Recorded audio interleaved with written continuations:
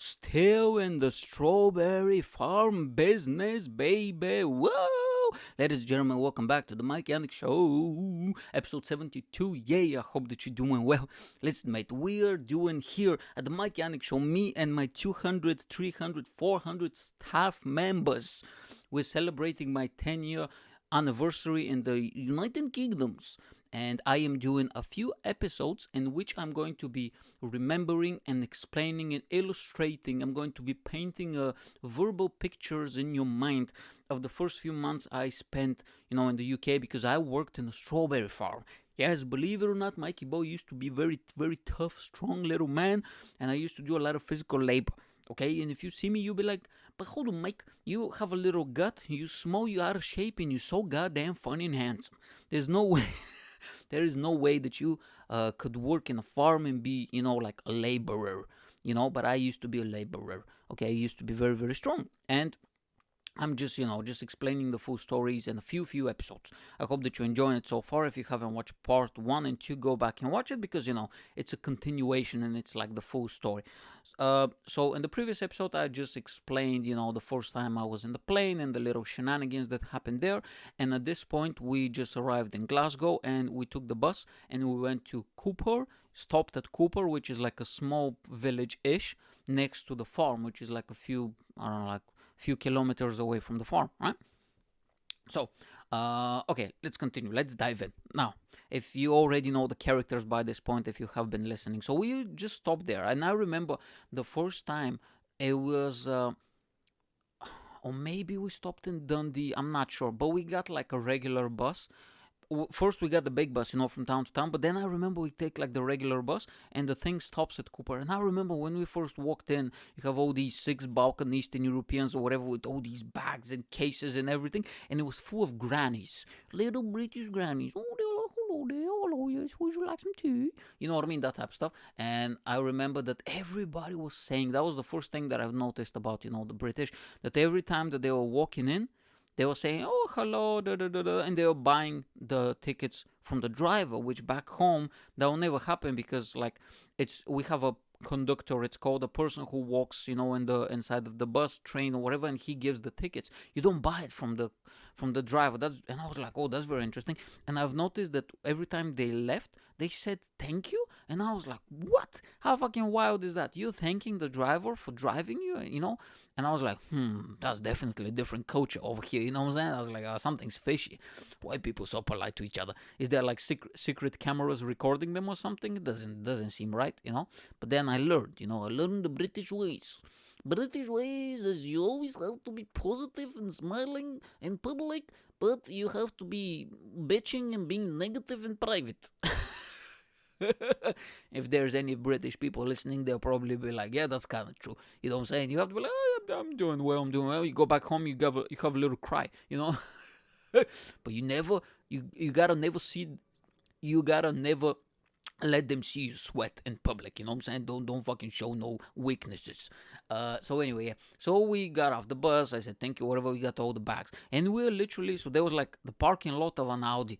This is where the bus stop pretty much was, you know what I mean? There's like an Audi, and we're there with all these fucking 12 bags or whatever, and we're waiting for the person to come and pick us up. Half an hour passes, there's nobody there. And I was thinking like, Jesus Christ, back then we didn't have fucking smartphones and shit. I don't, 2011, did we even have touch phones? I don't even know. We didn't definitely have. There's no GPS, no fucking internet, nothing, right? And I was like, did we probably stop at the wrong place?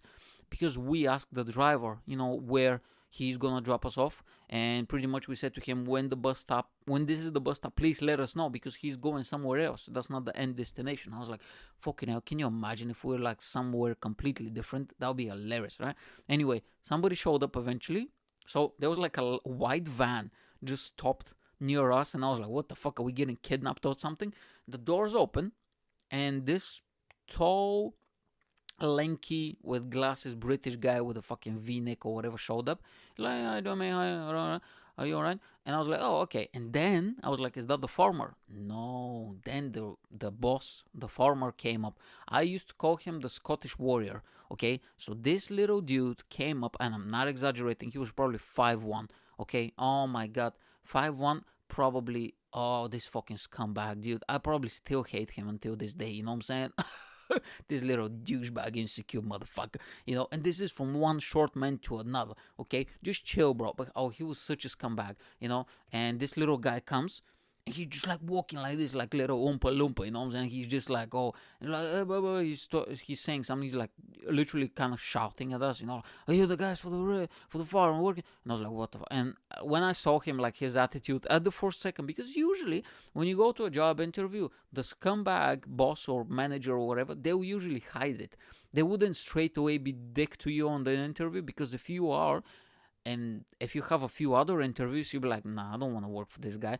So what they usually do is, like a guy on a first date, ladies, we actually lie, believe it or not. My girlfriend was kind of telling me one time or something that, somebody lied. And I couldn't believe. And I was like, well, yeah, kind of like a guy on a first date. Believe it or not, we don't mean most of the stuff that we say. We're not going to call back. Let's be fucking honest. We're grown-ups in this podcast. We know what's up. We can talk to each other honestly. We don't call back because we don't. We scumbags, okay?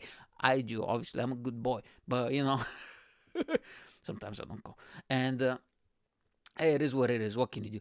And but anyway, so I was like, because bosses, they usually hide it, and I've been to places like that. You meet the boss, and you think like, this is a very nice, pleasant person. They're like, hey, hello, can I offer you a drink? Every time they say to you, can I offer you a drink? You're fucked, bro. Okay, that's a fucking scumbag. That's a liar. You know what I'm saying? Like when you go to the office or whatever to interview, and whenever the first thing they say, oh, I'm so happy to meet you. Yeah, they shake your hand, sit down. Can I offer you a drink? Make you feel comfortable. Make you feel yourself at home or whatever. Feel like you at home. Oh, if they give you those little lines, that is fucking creep, bro. They're gonna treat you like shit. And I've always been treated like shit. And literally the minute you sign that fucking contract or whatever, and literally in a few days, they might be nice the first few days, and then boom, it kind of switches and they show their true nature, and you're like, fuck, man. And it's like, goddamn. Especially if you're like, sometimes how you have like a week or 2 weeks test period before they take you on board, and then probably you sign a contract, and once they do that, they're like, oh yeah, I got you here for 1 year or 2 years or 5 years, you're not going anywhere, here you go. And then they're so fucking mean to you. You're like, fuck, bro. So I saw this guy. So if this guy is not even hiding it from the beginning that he's a scumbag, he's gonna be a psycho, and he turns out to be a psycho, right? So they put us in the van, and it turns out the lengthy, guy with the fucking glasses or whatever was the driver, which was very upsetting to me, because this guy, by the way, every time we were driving, because I wanted to practice my English, once a week they were taking us to Lidl, to the village, so we can buy food, and I always sat at the front seat, because I wanted to talk to him, because my main goal was like, I need to try my English, improve it, whatever. Oh, now I remember, yeah, when we were at the airport in Glasgow, I remember, I went to, because everybody was so nervous, and they said that I think they got us like British phone numbers, yeah, and I still have this phone number until this day, by the way, it's the same one, but they said that you need to buy a SIM card or whatever when you're there, or to top it up or something. And I remember when we stopped, and there was like a little kiosk, where they have the phones and shit, and everybody was so nervous because nobody spoke English, and they was like, come on, do it, you kind of speak English. And I went and I said, so back in the day, it's Great British Pounds, but back in the day it used to be a lira, British lira. But I don't know if maybe we called it that as Bulgarians, or maybe that used to be the thing, and I don't know. But I kind of blacked out, I don't know why, zoned out. And I said to the woman, oh, can I have 5 lira, on the phone or whatever? And she was like, what? And lira. She literally couldn't understand. And I panicked so much. And she had a Scottish accent, and I was sweating and shit. But anyway, we managed to get it eventually. But yeah, I remember it was very cold. Anyway, so they put us in the van. They take us to the farm, okay? It's about 10-15 minutes with car. There was no traffic or nothing. And everything, all the greenery, so beautiful. You know what I mean? So beautiful, so green, so nice. And everything. And it was like I think it was like a sunny day at that point as well. And we kind of turn in. So the farm, you literally have two, just one main road. And on the left side and the right side, it's only fields, a bit of trees here and there. There was one kind of like an improvised park, and everything is just farms, just trees, nothing on either side, okay? You cannot, and there was like a little path, walk or whatever next to the stuff, so you couldn't even walk on it, So they go, and at one point there's like a turn to the left, to the right. You turn to the right, and then you start going again for like maybe like half a minute, 1 minute, and then they park, and that is the farm, okay? And on that farm is literally on the left side are all the fields with the strawberries. On the right side, it's just fucking lawns, long lawns, and a bunch of caravans. That's it. And behind those caravans, it's even more strawberries. That was the whole farm. There is nothing else, okay? And if you start walking, like I said, it's 40 to maybe even an hour walking to the village. So it's not like when you finish your work, you have something to do. You have nothing to do. You know what I mean? And that was the craziest shit. Anyway, so they drop us off and they show us the caravans or whatever. First, we needed to sign some documents or something when we first arrived, that we arrived and everything is safe and all that stuff, that we are the people. They check our documents. And then we started walking, and I was looking and stuff, and I was still mesmerized because I've never been outside of Bulgaria, and it was very clean, very tidy. And I was like, oh my god, Jesus Christ, look at this fucking shit.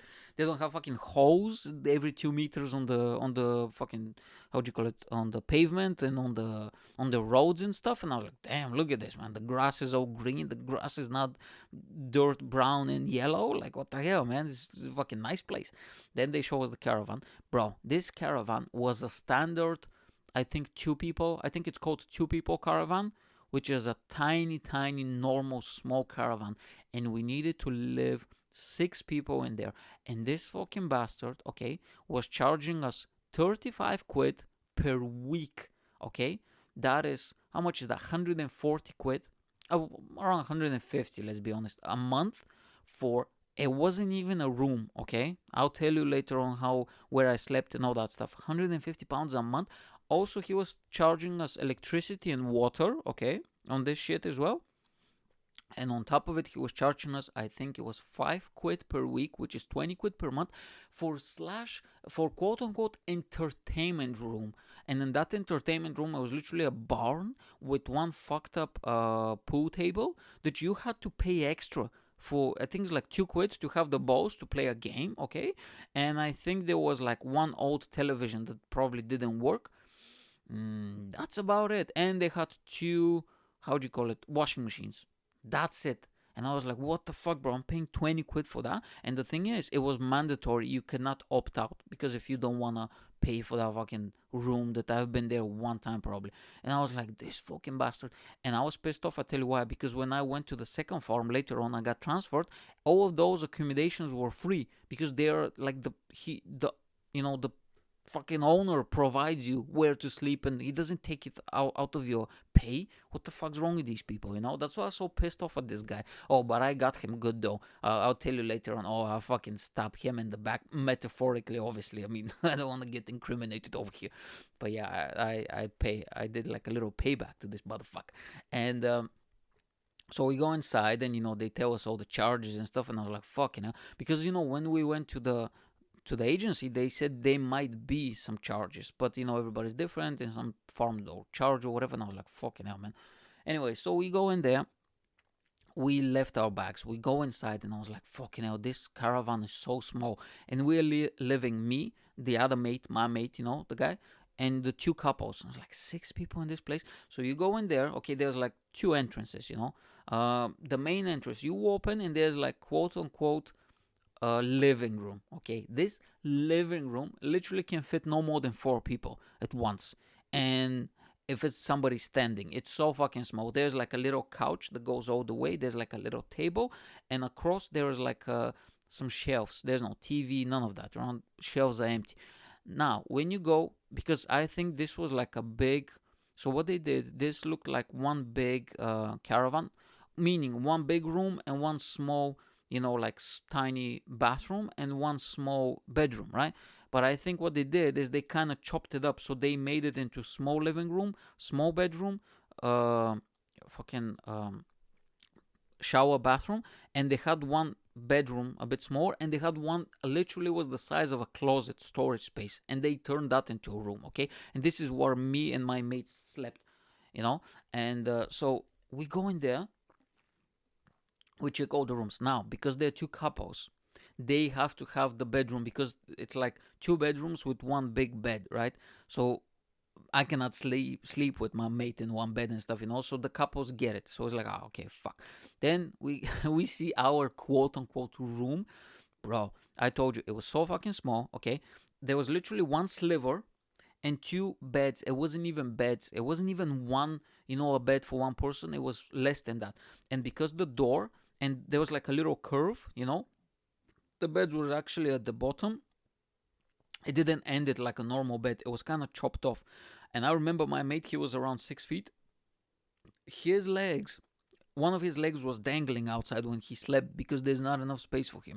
Me, I'm a shorty, like I kind of fit, but it was so funny because the space between the two quote unquote beds was so small that you can do, how they do those, how do you call it, like cup push-ups or whatever, where you put your two hands between, let's say, two chairs, and you kind of you kind of push yourself up and down with your hands, that type of stuff. And also when I'm laying down and he's laying down in his bed, if I reach with my hand, I can touch his face. That's how fucking close those things were. And there was nothing. There was literally a bit of space below. It literally looked like a carriage from like a tiny room in a train or something, those long train rides you get. There was a little space underneath that you can put some stuff, and there was some hooks on the top as well. You can put your luggage or whatever. It was crazy, you know what I'm saying? And I started reading. I remember I was reading Richard Branson's book, Screw It, Just Do It, or something like that. And I was like, yeah, fuck yeah, bro, I'm gonna be a millionaire and entrepreneur.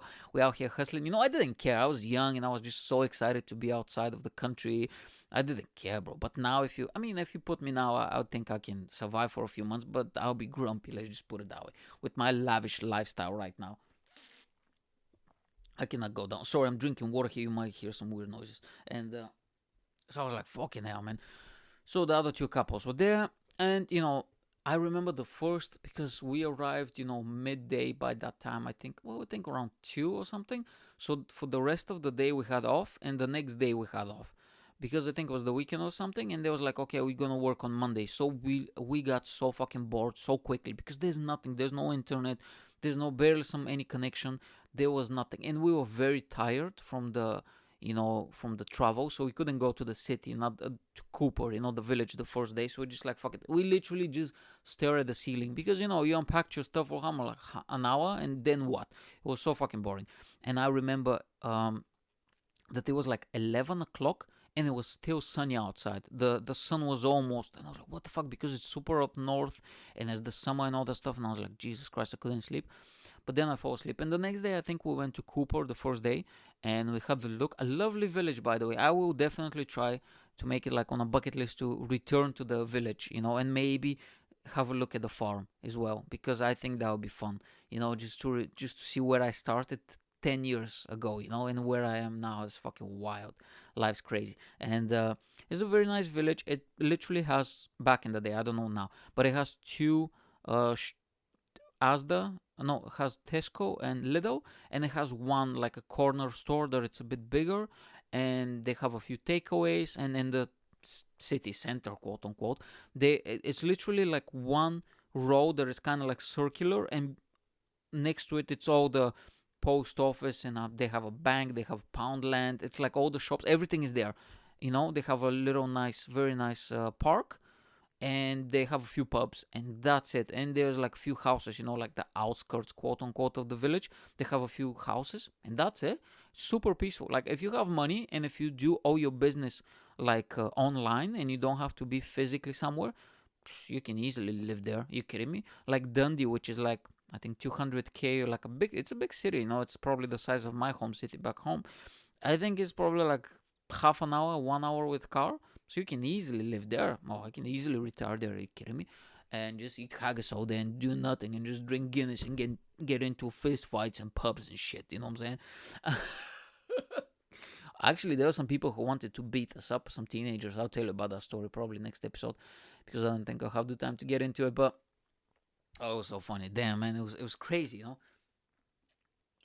So yeah, so we went there. The next day, okay, we starting work now, and we get our equipment and all that stuff, and we go to training. The first day is training. They explain to us how to pick the strawberries. They give us the quota, which was kind of illegal, because like I think in the UK you cannot have, for instance, like quota work, like, oh, in 1 hour you need to do that many stuff, otherwise you're fired.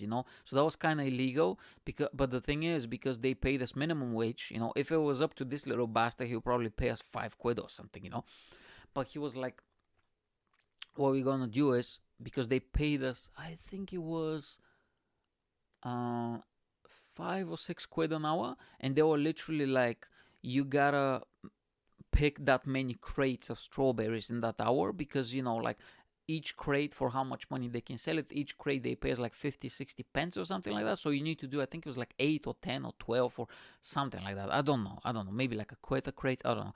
And they give us that. They showed us that there was a list, of which you have literally rankings every single day in the morning. When you go, there's like the head office that give us all the equipment, and they give us all that stuff, and there's like an actual list of people, and you can see who is where, and you know what I mean. And if you're towards the bottom, you're gonna get fired. It was literally like, fucking, what's the name, Survivor or whatever. You know how they kick everybody towards the end of the show? It was literally Survivor. If you cannot meet the quota, you're gonna get kicked. And also, I remember there was a line towards the middle that shows you, if you're above that line, you're safe, like you're reaching your quota, and if you're above it, you're fucked. So you need to improve. And I think once you go through that line, I think you have 7 days, like 7 next performances you have to start to improve. If you don't improve, they literally fire you. And they fired a bunch of people, and they got a few new ones as well. And which I don't think it was kind of legal to do that, because that was not part of the contract. But yeah, 2011, you can do whatever the fuck you want. And plus, this guy was a scumbag, and he really exploited people, so fuck him. But anyway, so I don't know why I'm being so mean to him. I don't even know if he's still alive, by the way, because the thing is, he was 65 probably when I was there. He's probably in his middle to late 70s now, and yeah, I think he was 60 something. But he was very energetic and very upbeat. I don't know what the fuck was this guy taking, And anyway, so they show us. I met some other people as well, and at the beginning, I was kind of bad, to be honest with you. And the thing is, we were lucky because these are called high strawberries, meaning, so high strawberries you have on the ground, but you have these where they're kind of propped up, which are very easy to pick. You just literally, you had these trolleys, so you literally go between the, how do you call it, the rows of strawberry, and you kind of pick them, you put them in the big crate, and then you continue. So that's way easier, because if you do ground strawberries, oh, they're so difficult, because you're literally on your knees all the time, and you're kind of scraping. It's very taxing on the back and on your knees and shoulders, So that was we were kind of lucky. But eventually we actually went to the ground strawberries in I think after a month and something, because the high strawberries, we kind of picked them all up, And this guy, bro, he was pumping them. I don't know what the fuck was he putting in these strawberries. They were so fucking massive, dude. They were so tasty, you know what I'm saying? That was insane. But he was literally, you can see the pipelines, this like blue stuff. There was kind of non-stop like mixing and stuff. And you can see them. It looked like a Bane character from the 90s. You know how Bane have those fucking pipes that like put that fucking green liquid or whatever, and he gets so fucking jacked and big, the Batman villain. Same shit with the strawberries. Those strawberries were on some steroids, bro. They were doing some shoulders exercises, yeah, you know what I mean, cannonball shoulders, and very, very strong, he can lift a lot, strong strawberry, big, massive, yeah. And so I was like, what the fuck, dude? Anyway, so we go out there, give us the instruction, they give us the little thing, this is how you pick them. So the thing is, you have the strawberry, and you have the little, like a click or something, I don't know how it's called, the little green straw. So the thing is, you literally have to palm the strawberry, and you have to click with your thumb. You just have to click the green straw towards the bottom. And if you do that, the strawberry is actually, if it's done, if it's ready, but yeah, we go and pick ready strawberries. So they're very ready to go, you know what I'm saying? They're just out there like, yeah, just let me loose, baby, I can do this, So you just click them and it's fine, okay? But you have to be quick, you have to be gentle, because if you're too rough, you're gonna fuck up the strawberries, and you cannot use them. And they reject them. A lot of the times they'll be like, nope, this is a reject, we cannot use it, so you have to do it properly, So anyway, so yeah, I did it like the first few days, and bro, I was so fucking slow, I couldn't figure it out. I couldn't figure out the technique, So it took me a while. It took me a few days. And it's so funny because my mate as well, he was kind of slacking off. not slacking off. He was not getting it, and it feels so bad when you go back to your caravan. And the thing is, for the next 2 months, that's kind of your life. You know what I mean? That's the only thing that interests you. That's the only thing that matters to you. Like how well you did, how are you doing? Performance wise, where are you in the chart, and like, are you meeting your quota? What are the other people thinking about you and your work? That's the only thing that's your world, because you're literally locked there. It's like a Big Brother show. There's nothing else happening around you. The only thing you see all day and talk is strawberries. That's what you do all the time. So just like, okay, and I was not doing well, and it feels like shit when you go back to your caravan. And uh the couple of the big guy and the blonde girl, they were so fucking good. Maybe they done it before, or whatever. They just picked it up so quickly and they were smashing it. The other couple, the bit chunkier, they were doing kind of okay. But I was like, fucking hell, man, why can I do that? And I was like, I was feeling kind of sad and kind of bad, but eventually I managed to pick that up, and I finally got the technique down. But it was so funny because before I actually did it, on the listing, me and my mate, we were always below the line. We were not at the bottom. There was like these Lithuanian dudes. To be honest with you, I think they had some money and they just came for shits and giggles and they were just having fun. They were so bad. They were drunk most of the time. They didn't do that. They were eating all the strawberries. They were kind of causing havoc, talking back, just making jokes and fun. And they were just enjoying themselves and just having a story. You know what I mean? I have a story, but I fucking worked my ass off. But they were just like, fuck it, we don't care. So they got fired after, I think, 3 weeks or something. There was all these like blonde tall dudes, and they kind of taught me a few Lithuanian words, but I forgot them. I think it was laba, which means masturbate or something like that. Because of course, when you're all teenagers and you meet people from other countries, that's what they teach you. They teach you the bad words. So funny.